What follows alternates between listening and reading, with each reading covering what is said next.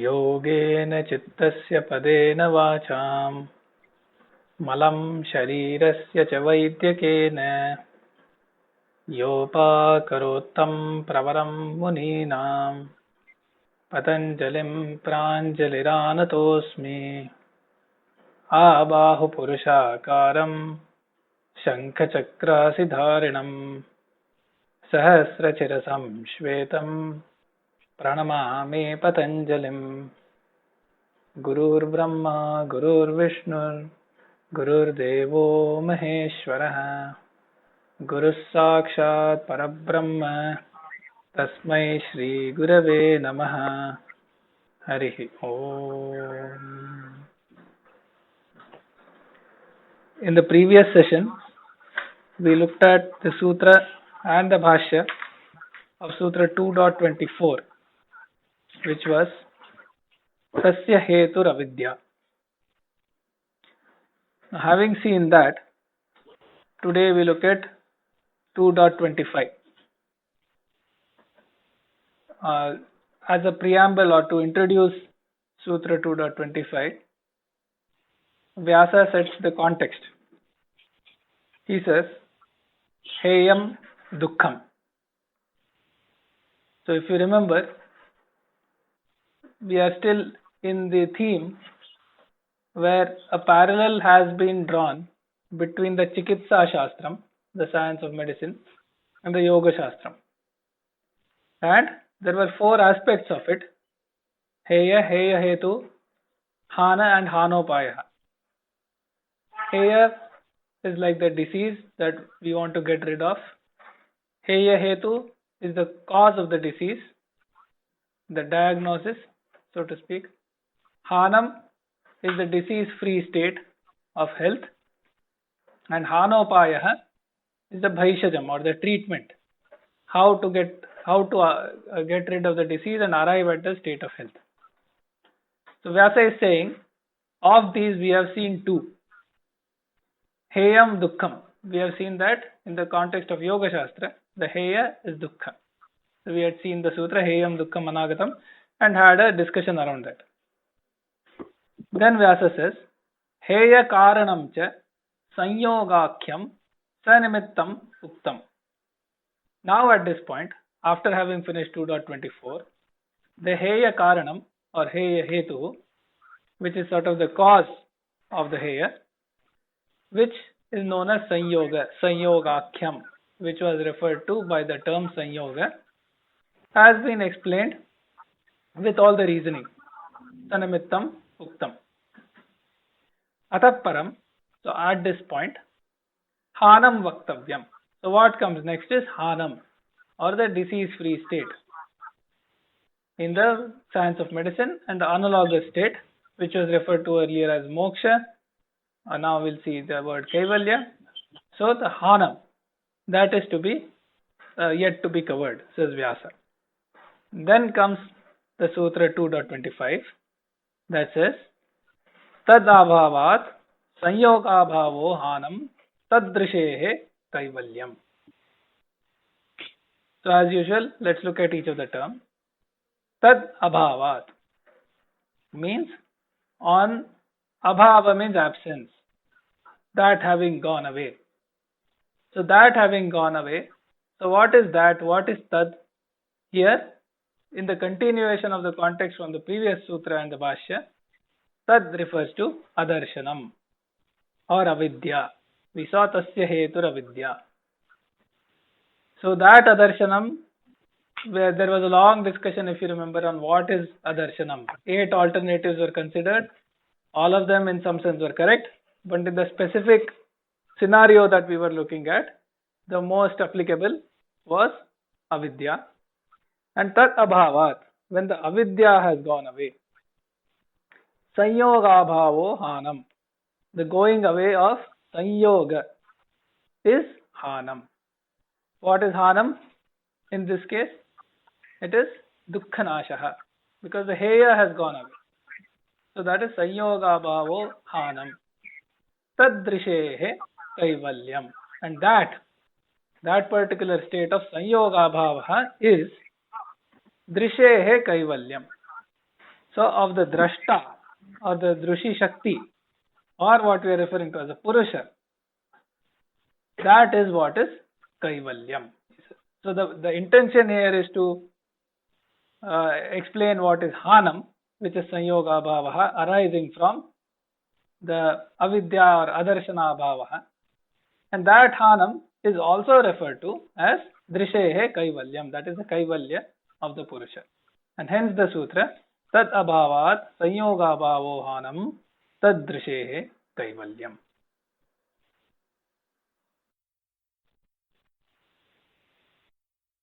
So, this sutra, for your convenience, which is tad abhavat sanyoga bhavo anam tad drishehe kaivalyam. For your convenience, it can be adarshana bhavat sanyoga bhavaha. Adarshana bhavat sanyoga bhavo hanam tad drishehe kaivalyam. Hanam, in simple words, is a state of liberation. Kaivalya, moksha, nirvana, the summum bonum of all spiritual endeavor, the ultimate goal in human life, the final goal in human life. So that is mukti, that is kaivalya, that is nirvana, that is liberation, that is salvation, that is emancipation. So, how does it come about? Adarshana bhavat. Adarshana having gone. Now, adarshana, in other words, is the avidya which you are told in last sutra. So, that avidya having gone away, which is actually the adarshanam functionally within us. It functions as adarshanam for practitioner of yoga. And that having gone away, the sanyoga is gone. Sanyoga of what is gone? If you recall sutras, earlier part of sutras, Druk Shakti and Darshana Shakti Sanyogam. So that sanyoga, that conjunction is gone. Or in simple words, the Purusha Prakriti Sanyoga is gone. And how the sanyoga having gone, it becomes sanyoga abhava, sanyoga abhava. That itself is hanam. Hanam of what? Hanam of drushi, druk shakti, or purusha tattva. That is kaivalyam. So, I just asked Srinath briefed you about heyam, heya hetu, hanam, hanopayaha. So these are the four dimensions which Patanjali is considering now. Now he has come to the third dimension of it. We have considered heyam, heyam dukkham aragatam, then heya hetu, we have considered that, and now the hanam, the third dimension of his delineation in the sadhana pada, which is going to describe what is yoga, how yoga works, what is the purpose of yoga, what is the process of yoga. So all these questions are answered in these sutras, which deal with the fourfold aspects, like in Ayurveda, which Vyasa introduces us to understand the whole concept of Chaturvyuha. So now the third dimension is Hanam. And this is Hanam of Druk Shakti or Drushi or the Purusha Tattva. So that is what this sutra is mentioning. So Adarshana Bhava, Sanyoga Bhava. Adarshanam having gone, dislodged, Sanyoga is gone, because then there is no purpose for conjunction. And then when the conjunction is gone, that itself is liberation, that itself is kaivalya, that itself is moksha. That is what this sutra is mentioning. And one more thing, I think. Yeah. So, we must be familiar with darshanam, adarshanam, as I said some time back. So we should be clear about what is darshanam, what is adarshanam. This is what this sutra is dealing with. So the yoga works for darshanam. Yogic process is for darshanam. And how does it come? It comes by dislodging it. Like light only comes by doing away with the darkness. Light itself is not light. Light will be doing away with the darkness, and that is what we call as light. Going away of darkness itself is called light, illumination. So similarly here, the darshana is something by which adarshana goes away. And adarshana having gone, the hanam is outcome. It is not a product. Light is not a producer. Light will remove the darkness. If you see in one perspective, what is light? Light is something that removes the darkness.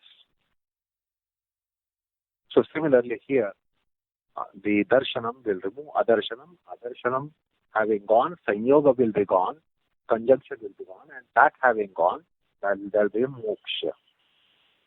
So this is what the sutra is trying to mention. Okay.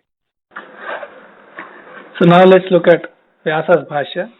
Vyasa says, Tasya adarshanasya abhavat buddhi purusha sanyoga bhava atyantiko bandhano parama ityartha. So Vyasa is giving the meaning. He says, Tasya adarshanasya abhavat, when the adarshana is no longer there, with the absence of that adarshanam, buddhi purusha sanyoga bhava, the sanyoga or the conjunction or coming together of the buddhi or the chittam and the purusha, that also goes away. So the hetu, the cause of the disease, so to speak, also goes away. Atyantikaha means goes away forever. It is permanent. Now this, one might say why the use of atyantika here is clarified in certain texts to say that in the situation of pralaya where the cycle of the creation is said to be a cycle where all the creation comes about and evolves and then dissolves back. We touched upon that last time when we said Brahma's day, Brahma's night, and so on. And then there is a next cycle of creation. So one might think that anyway, when the cycle of creation dissolves, there is no question of sanyoga because there is nothing in its evolved state. And therefore, that is also a case where one might say that the sanyoga goes away. However, in that situation, when the next cycle of creation begins, the sanyoga comes about again. And we have discussed that earlier. We saw this notion of the vasana being present in the Mula Prakriti or the Pradhanam, which gives rise to the same sanyoga, the same chitta and the same purusha come into contact once again. Now, this is different because this sanyoga bhavaha, this going away of the conjunction, is atyantikaha, means once it goes away, it's never going to come back. It is permanent. So atyantikaha, bandhanoparamaha means going away of the bandhanam, the bondage, ityarthaha. So once again, tasya adarshanasya abhavat, when the adarshana goes away, buddhi purusha sanyoga bhavaha, the conjunction between the buddhi or the chitta and the purusha also goes away. Atyantikaha, that is permanent. Bandhanoparamaha, the bondage goes away. And that is the meaning of the sutra. Etat hanam. This itself is hanam.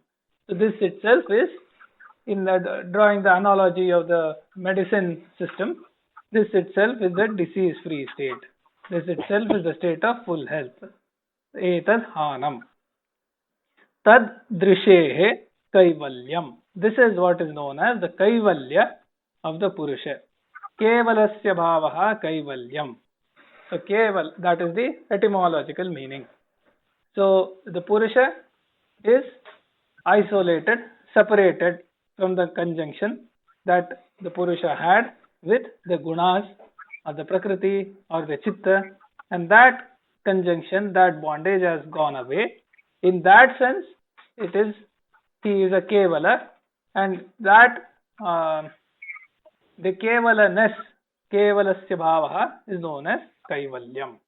So Tadrishehe Kaivalyam Purushasya Amishri Bhavaha. Mishranam means mixture, conjunction. So here Amishri Bhavaha, the nature of not being in contact, not having any conjunction, not having any mixture with anything. So Kaivalyam is Purushasya Amishri Bhavaha. Punarasamyogo Gunaihi Ityartaha. So there is Punaha again Asanyogo Gunaihi. So with the gunas, which are the fundamental constituents of Prakriti, the Sattva Rajatama gunas, there is no sanyoga, no conjunction at all. So here three terms having the same meaning have been described. Drishehe of the Purusha, there is Kaivalyam, which is nothing but Amishri Bhavaha, which is again nothing but Asanyogaha Gunaihi, with reference to the Purusha. This is what happens. Now, so what essentially we are seeing here is how the Yoga Shastra is going about. Having seen the Heyam, the Heya Hetu, and now the Hanam. So then Vyasa says, Dukkha Karana Nivruttau, Dukkhoparamaha Hanam.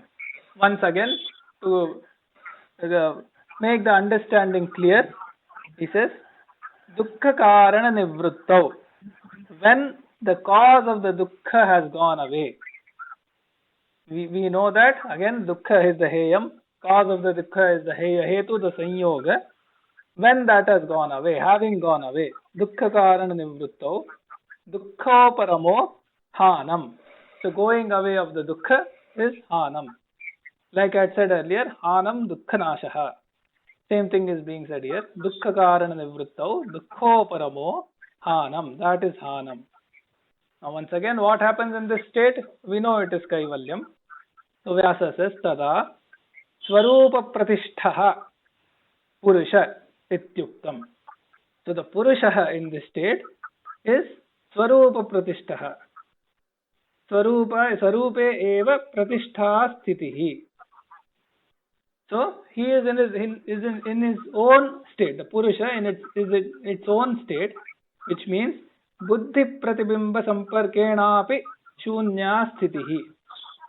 So when it was in the conjunction with the Chitta, there was the Buddhi Pratibimba.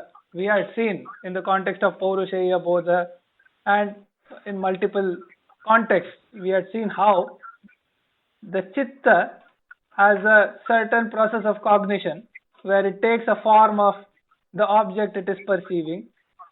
That then reflects, so to speak, on the Purusha, which then is reflected back on the Chitta and so on. So there is this process of echo or reflection that we had talked about. Now that has gone away. And therefore, Swarupe eva pratishtha sthitihi. Buddhi pratibimba samparkenapi shunya. There is no buddhi pratibimba samparka anymore. That also has gone away. As such, we have seen that Purusha is ever unchanging. There was no question of changing. But in the context of Sanyoga, the Chitta was having the sentience by the influence of the Purusha, and therefore that sentience, that lending of consciousness to the Chitta, that existed. Now that also has gone away. So, Swarupa Pratishtaha Purushaha Ityuktam. This is Vyasa. And by this, quite briefly, he brings about the state of Hanam, which is the Kaivalyam, and that completes the Sutra and the Bhashya. Now the other thing to notice here is this is Kaivalyam is about the going away of the conjunction between the Gunas and the Purusha. In some other context, more of a Vedantic context, we had a mention of Kaivalyam versus Bhagavat Praptihi and so on. But Yoga Shastra, in that debate of is the Purusha isolated or is he with the Paramatma? Now, Yoga Shastra doesn't take a particular stand because in Yoga Shastra, the Kaivalyam refers to moksha, and essentially it says the bondage of the Prakriti has gone away, and therefore it is a broad definition that can cover both the sides that is often dealt with in more detail in Vedanta and the Vishishtadvaita Vedanta. But here Kaivalya refers to Purusha in his Swarupa because the conjunction with the gunas or the Prakriti has ended, has gone away forever. So, the Kaivalya is described, and it is Kevala Avastha, as Sri just now explained to you. Kevala means complete isolation, nothing touching it, and no parasites, no gravities, no shadows, no reflections falling on it. So that's called isolation, absolute isolation. Nothing is coming to influence that principle, sentient principle called Purusha. And what is to be noted here is that in the Asambhagna Samadhi topic, where Patanjali mentioned about Swarupe Avasthanam. And not here in Kaivalya it is Swarupa Pratishtha. So there is certainly a distinction between Swarupe Avasthanam condition mentioned earlier in the first chapter, the third sutra, and here in the topic of Thanam, Swarupa Pratishtha. And just now you heard from Srini that in Vedanta there are different kind of interpretations, etc., for that final state of spiritual summum bonum. But then Patanjali has coined this word, pratishtha. Now, many of the things are implied. What is to be in one's own condition and what is to be settled in one's condition and what is to be established in one's condition. So Kaivalya is something which is Swarupa Pratishtha, to be established and not just being in one's essential state or quintessential state, but it is Swarupa Pratishtha. And the implied meaning here really puts aside any basis for arguments that liberation of Vedantis is one thing and liberation of Patanjali is another thing. Because the word Swarupa Pratishtha, that means it is getting established in its Swarupa Pratishtha. So somewhere you have to ponder over what is to be in one state and what is to be established in one state. So these are two different things. The other thing to be noted from Vyasa's commentary here, usually we are trying to take measures against our sorrows. And then we feel kind of relief for having taken measures against the sorrow and the sorrow going away. But we know that same sorrow can come back because we really don't fight with the cause of sorrow. So in our mundane life, practicality of life, we want to have temporary measures taken, temporary reliefs. We look for temporary relief because we are bothered by the symptoms. And therefore, we want temporary relief. That's how we are used to tackling the problem of sorrows. So we want something instantaneous, something immediate, and we do not bother about that being temporary. But here, Vyasa clearly mentions that the dukkha karanam nivruttau. So Patanjali or the philosophy as such it really works on cause of sorrows. Now understand, the cause of sorrow having gone, there is a chance of sorrow reappearing. So, in philosophy and in Adhyatma, the fight is for tracing the cause of any sorrow and trying to dislodge the cause, set aside the cause, and not just set aside the sorrow. Setting aside the sorrow by setting aside the cause has greater permanence. It has a permanence. Otherwise, it is temporary. So, dukkha karanam nivruttau, dukkha karanam uparamaha. So, you are getting relief from sorrows by the cause of sorrow being set aside. Now, this is the first cause of sorrow, which is not even traced in medicine. Medicine doesn't look for that, because you should know that the effect has a sorrow. If your sorrow is an effect, there is a cause for it. And then you say, this is the cause, and therefore I have this sorrow. So, the effect is sorrow. There is a cause for that sorrow. But then, you can further go back towards cause of the cause. Cause of the cause of the cause. Cause of the cause of the cause of the cause. Cause of the cause of the cause of the cause of the cause, and so on and so forth. And ultimately, you will come to the first cause, original cause. And that first and original cause is set aside by a yogic process. Because we all believe yoga is a pathy. Now, if yoga is a pathy, understand, it is this way. It doesn't just remove the cause of sorrow. It removes the cause of the cause of the cause of the cause of the cause of the cause of the cause of the cause of sorrow, reaching the first cause, original cause, primordial cause, primeval cause. Now, when that is set aside, then there is nivrutti, or that is keeping the sorrow at bay for all the time. So that is called atyantika dukkha vimukti. Atyantika means absolute freedom from sorrows. And kaivalya is such thing which sets aside not only set aside the sorrow, it will set aside it forever. It's absolute deliverance from sorrow. Atyantika nivrutti. So this is the concept that you have to understand, which comes in yoga. Atyantika nivrutti of dukkha. So let cycles of Brahma come and go, and that is going to be taking place for time without end. The cyclic process of creation and dissolution is not going to end at all. Absolutely not at all. Never, ever. Our universe will be gone at some point in time. Just as it came into existence at some point in time, then it will be dissolved.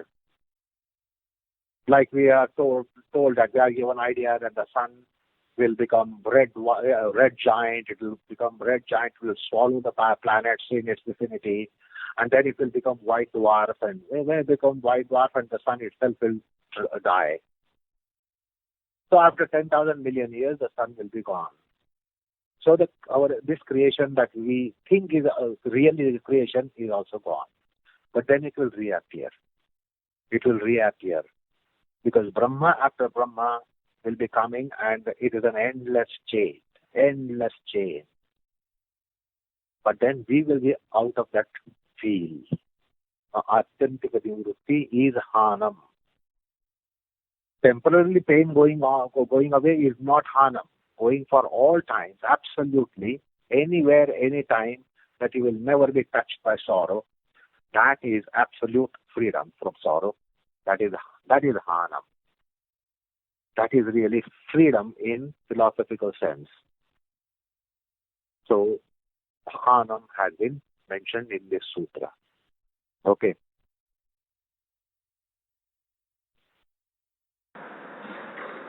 So now that finishes Sutra 2.25, and we move on to the next one.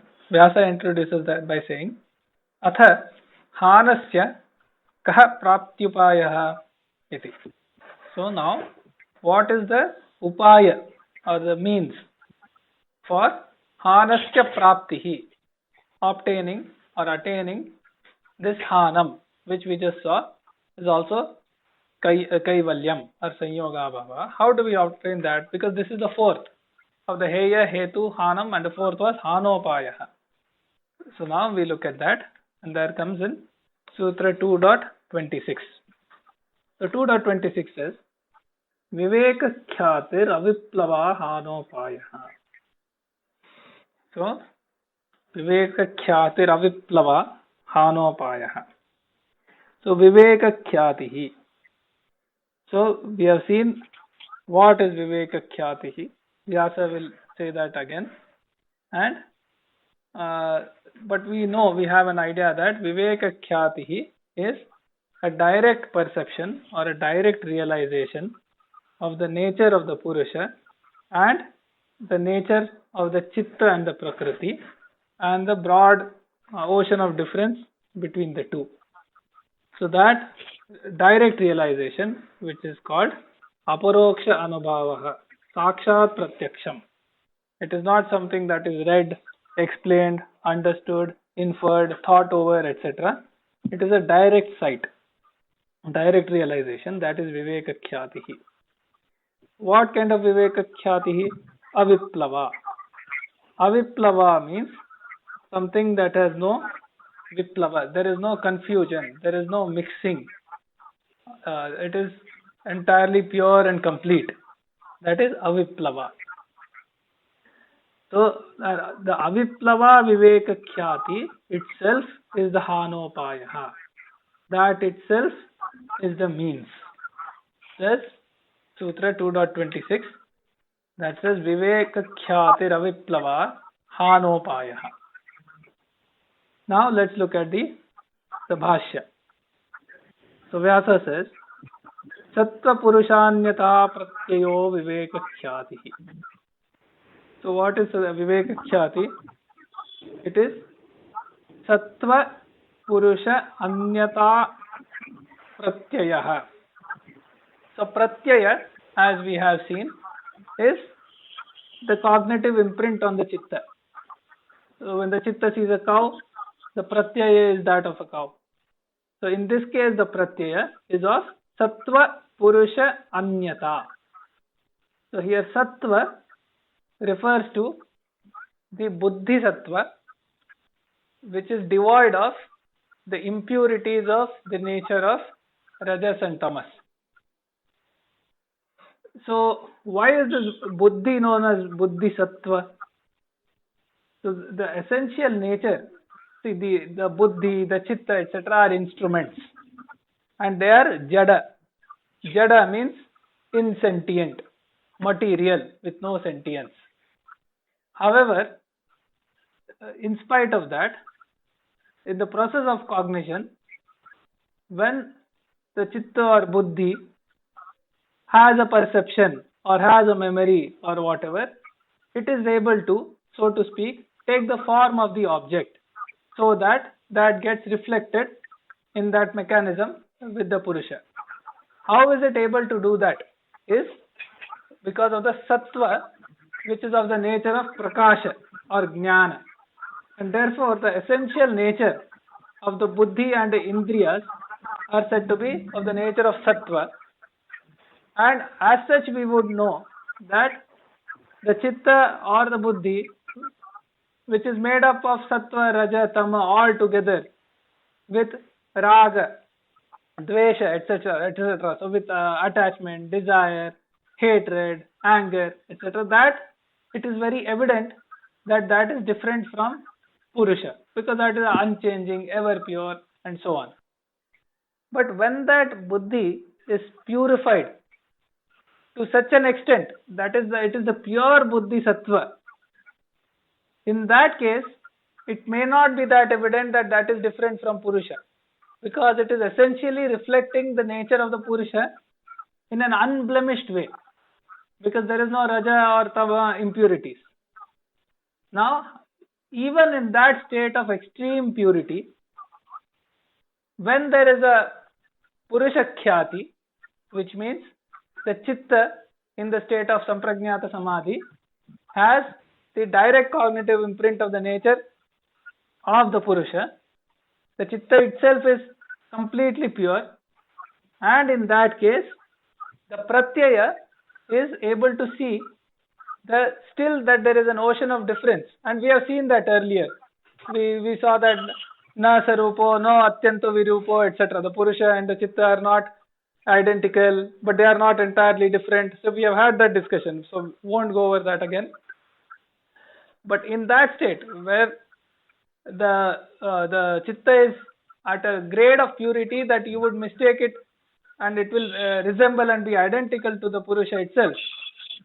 But at that point, realizing the nature of Anyata, the difference, Tattva Purusha Anyata Khyati, Anyata Pratyaya, that particular state of cognition, that particular state of that particular state of the Sampragnata Samadhi is known as Viveka Khyati.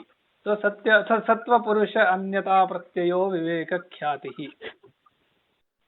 Now, the next line Vyasa says, Satu Anivritta Mithya Jnana Plavate.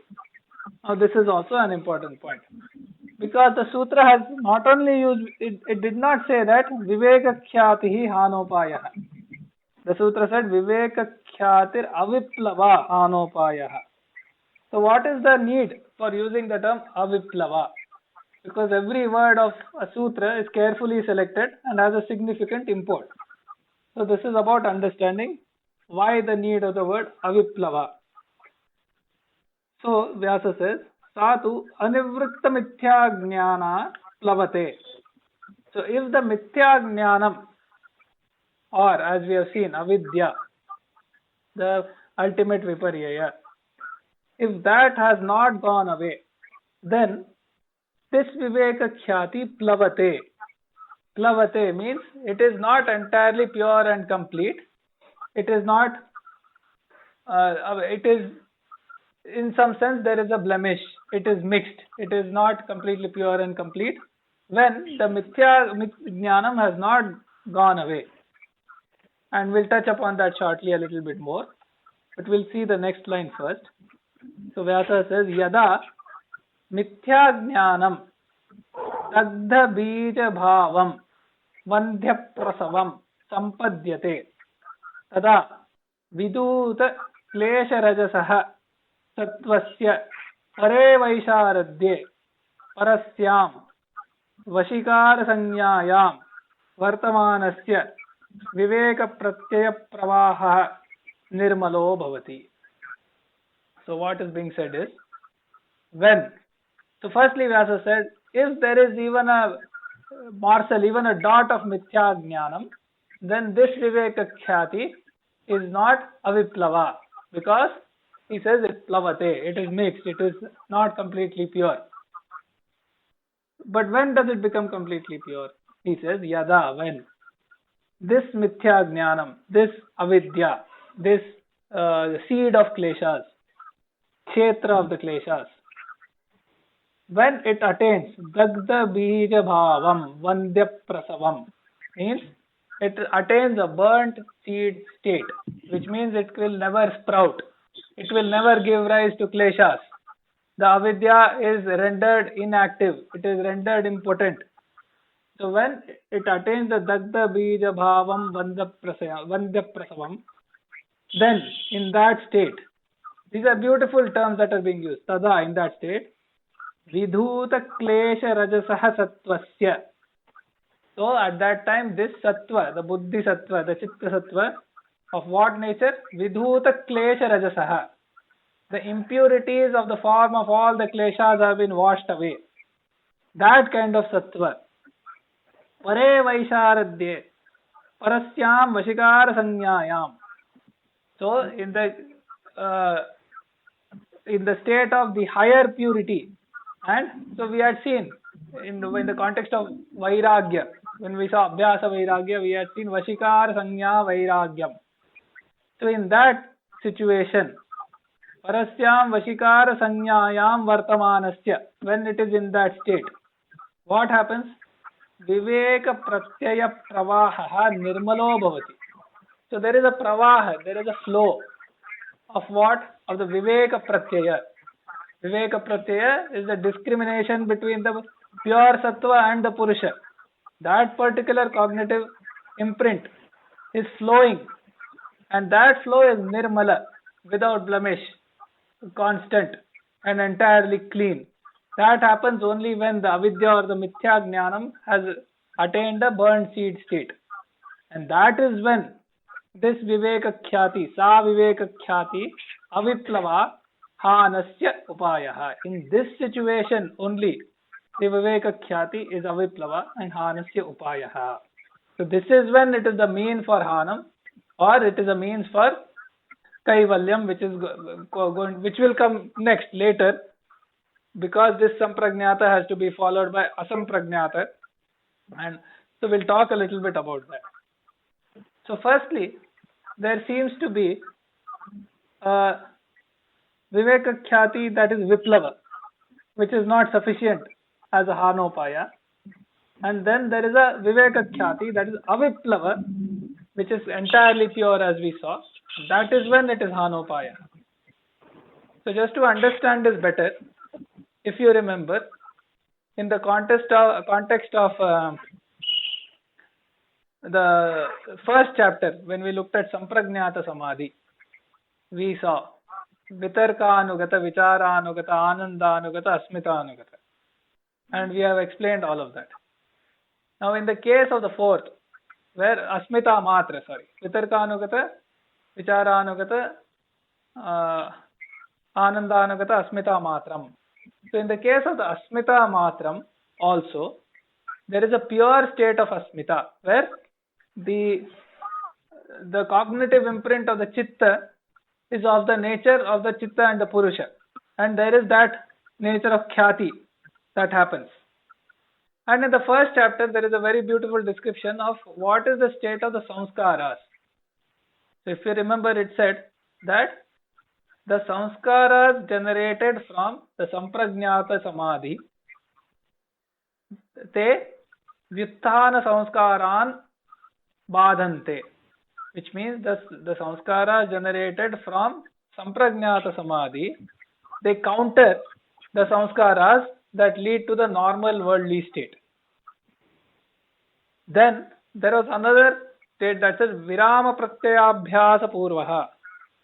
So this after that, there was a second degree of samskara, where even the cognitive imprint of the sampragnata samadhi, there is a abhyasa to remove that alambanasya nirakaranam, so that the chitta proceeds towards going away of any alambanam, even that of the sampragnata samadhi. And this abhyasa led to a second degree of samskaras, which was the nirodha samskaras. These nirodha samskaras countered even the samskaras leading to sampragnata samadhi. And then asampragnata samadhi is where, because it says virama pratyaya abhyasa purvaha samskara shesho anyaha, only samskaras are remaining. But which are these samskaras? They are the nirodha samskaras, which even countered the sampragnata samadhi samskaras. There is no question of vyuthana or the worldly samskaras at that state. So that was the process. And after that, after the asampragnata samadhi reaches that particular state, the chitta dissolves into prakriti, and then there is kaivalya. So in this case, going back, in the asmitanugata sampragnata samadhi, or when there is a certain realization of the purusha, there is a return from the sampragnata samadhi to the vyuthana or the worldly state, where the yogi comes out of the samadhi. So there are sampragnata samadhi samskaras, but there are also vyuthana samskaras that were not active at the time. So that is a case of a khyati that is happening, but it is not aviplava, because there is a certain mixing. The vyuthana is going to come back. However, here it says aviplava viveka khyatihi, where this viveka khyatihi is complete and pure, and the vyuthana samskaras are not mixing they don't have any activity in the present or the future, and they have attained the Dagda Bija Bhavam. So there is no Klesha, there is no Avidya, and it has attained a complete burnt seed state. That is the Aviplava Viveka Khyatihi, that is specifically being mentioned here in the context of the sutra. Therefore, Vyasa says, Sa Viveka Khyatihi Aviplava Hanasya Upayaha. So this is the Viveka Khyati being considered as a Hanopayaha. Then Vyasa says, Tataha, from that, Mithya Jnanasya Dagda Bija Bhava Upagamaha. This is, he is repeating for sort of to emphasize that, because after this point, the Mithya Jnana or the Avidya seed is completely burnt. Punascha Aprasavaha. Again, it is not going to come back. It is not going to take birth. The Avidya is not going to arise again. The Kleshas are not going to arise again. And therefore, Punascha Aprasava Ityesha Mokshasya Margaha. Therefore, now it is on the path of the moksha, because it has sort of reached a point of no return. There is no return to worldly state because of the burned seed state of the Vithana Samskaras and of the Klesha Moola, which is Avidya. And therefore, Punascha Aprasavaha Ityeshaha Mokshasya Margaha Hanasya Upayaha iti. So what is being said here is, what is Viveka Khyati? Then what is the Aviplava Viveka Khyati? And why the Aviplava Viveka Khyati is the Hanopayaha? That is, why does that set the yogi in the Moksha Marga? And that is because the Avidya or the Mithya Jnanam is, attains a burned seed state from which nothing, no kleshas, nothing can sprout. So that is the sutra and the bhashya for 2.26. So the Hanopaya is being mentioned in the 26th sutra. Upaya, the means or Hanam. Because having mentioned Kaivalya, obvious question is there any means and measures for Kaivalya that can be taken? Yes, that is being mentioned. So what is it? Viveka Khyatihi Aviplava. So there is an adjective attached to Viveka Khyati. Viveka Khyati is going to be the cause for Hanam, but not just Viveka Khyati, but particular phase of Viveka Khyati, particular qualification of Viveka Khyati, which is Aviplava. So he has added an adjective, predicate there, to describe. That's why Sri said, Viveka Khyati itself is not Hanopaya. So how is this? This is like, say, sunrise. If you try to take position at the, say, sea beach, where the sea is extending to the horizon on the east, where you will be able to get the sunrise from the sea, or a desert, or a mass of land. And if you turn yourself towards the east, so you are going to get sunrise in the morning. How does it happen? You first see the top tip of the sun. The sun comes on the horizon. The top of the sun comes on the horizon. And then gradually, degree by degree, the sun comes up. And then maybe the whole disk of the sun will be visible for you after some time, after the sunrise time. But how is that? Now it is a full disk view for you with regards to sun. But then there is a difference between that full disk sun and the sun at zenith. Although the full sun is visible to you at the time, little after sunrise, couple of minutes after sunrise, the whole disk is available for your vision. But how is that sun, which is a full disk sun, and how is the sun at zenith over your heads? There is a big difference between the full disk sun in the morning, which is little reddish, orange in color, or some pink shades, etc. But one which is overhead is a different full view of the sun that we have. So the Viveka Khyati will be rising in our chitta. So just rise of Viveka Khyati is not going to be the means here. Because just as the sun at the time of rise, we don't say it is also it is a day that has commenced. But we know that the sun is going to fade in progressively and will be at its full during the time when the sun is at zenith. So now the sun is no longer orange color or reddish color, etc., etc. You will know it's almost like silver. Now, that sun is available in our geography, if you recall, only between the Tropic of Cancer and Tropic of Capricorn. So between these two latitudes only, you will be able to get the real sun at zenith. And above the Tropics of Cancer and Capricorn, beyond it, you will not be getting that kind of the sun right on the head, over the head. It will be always angulated sun. Now, how is the sun? The sun, sun has a given brightness. But if you are angulated to sun, it is not as dazzling as the sun directly falling on your eyes, or even the light. The light has its given brightness. But then if you angulate yourself, it will not be dazzling brightness. But if you are right in front of the light and in the same plane, you look at the light, then it's a dazzling brightness. So this dazzling zenith condition will come only on the planet between the cancers of the Tropic of Cancer and Tropic of Capricorn. So in that range, you will get it. So the Viveka Khyati similarly blossoms and blooms. And then it is coming to a stage that is described as Aviplava. Now this Aviplava will be opened out in next sutra. What is this Aviplava? So Viveka Khyati at zenith point, like the sun at the zenith point, is the brightest time for us. When the sun is going beyond, past the zenith point, we know that the brightness is going to lessen and lessen and lessen, finally coming to sunset point, and the sun will set.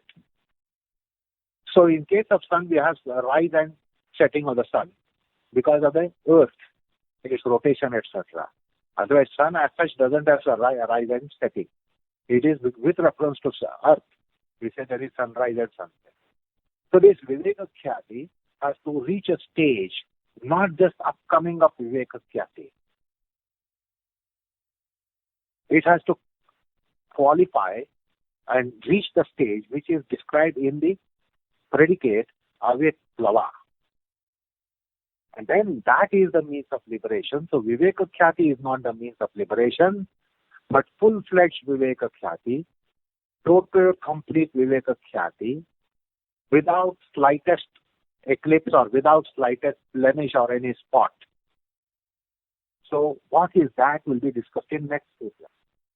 So Aviplava Viveka Khyati is the Hanopaya. Now what is that Viplava? First we must understand Viplava. Viplava means the things which are putting limitations on something, which are tainting something, which are casting shadow on something. So when the Viveka Khyati is going to come up, you are not going to get full-fledged Viveka Khyati at once. Like in case of sun, the sun rises. It is a pleasing sight to look at the sunrise, look at the sun at sunrise time. But then you can't be looking at the sun later. So similarly, Viveka Khyati will be coming, and it's not just wisdom.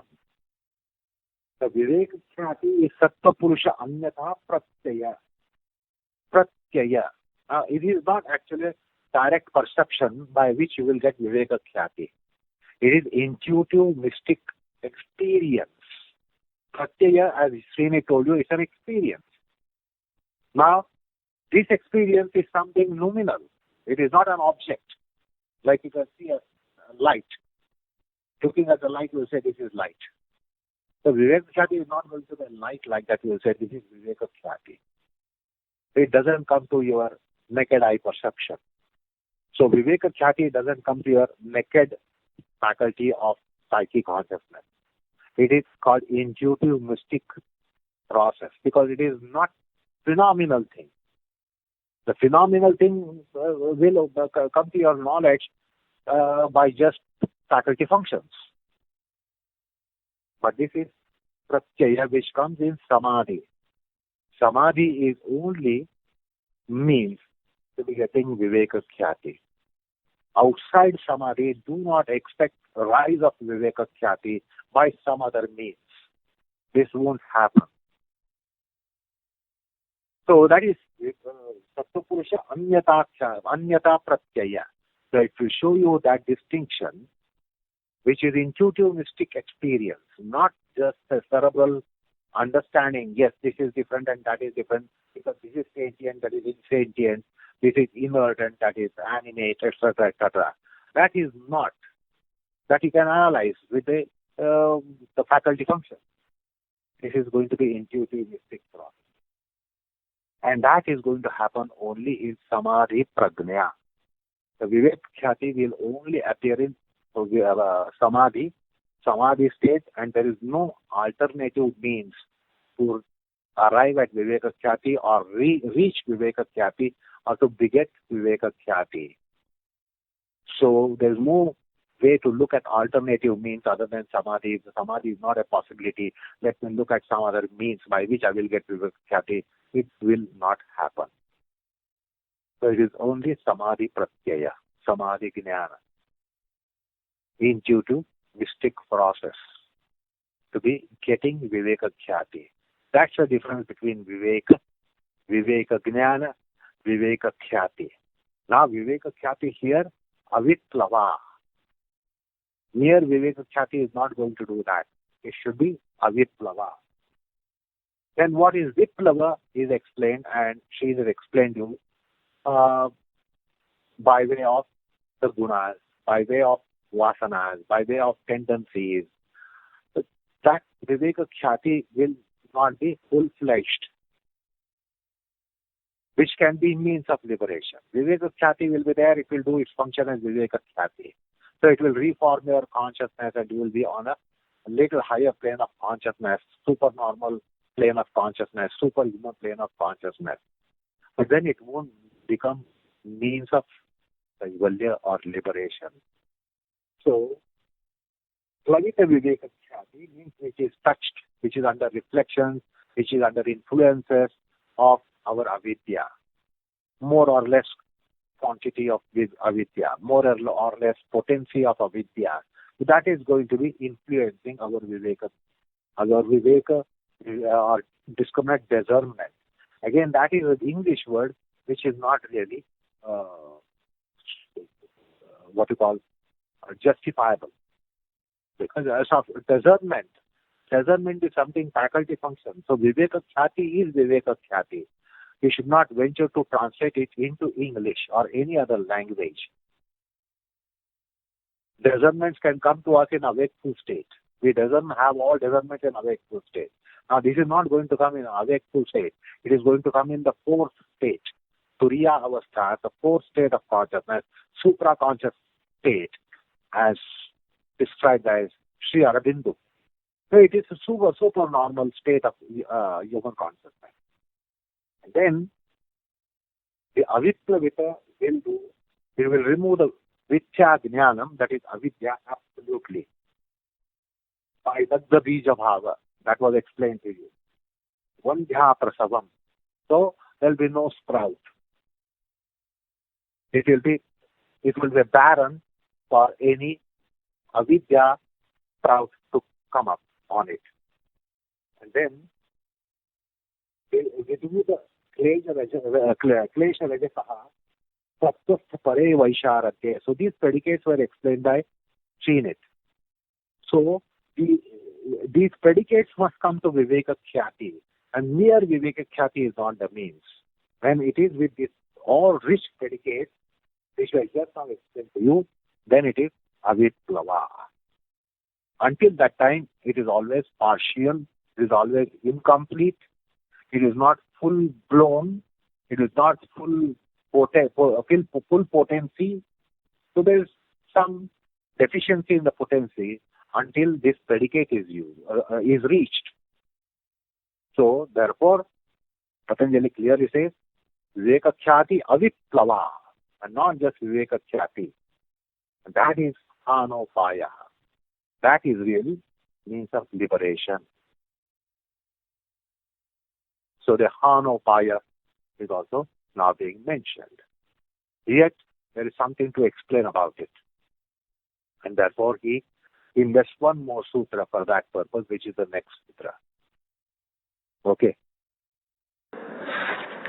So we'll stop here for today and take up the next sutra in the next session. Let's recite the shlokas on Guruji and then stop. Vaijñānikam pravaktrutva आसनेषु कलाविदं योगाभ्यासे च तत्त्वज्ञं वन्देऽहं सुन्दरं गुरुं योगवृक्षो हि लोकेऽस्मिन् यत्प्रेरणेन वर्धितः योगाचार्यगुरो तुभ्यं सुन्दराय नमो नमः. Thank you. Namaskar all of you.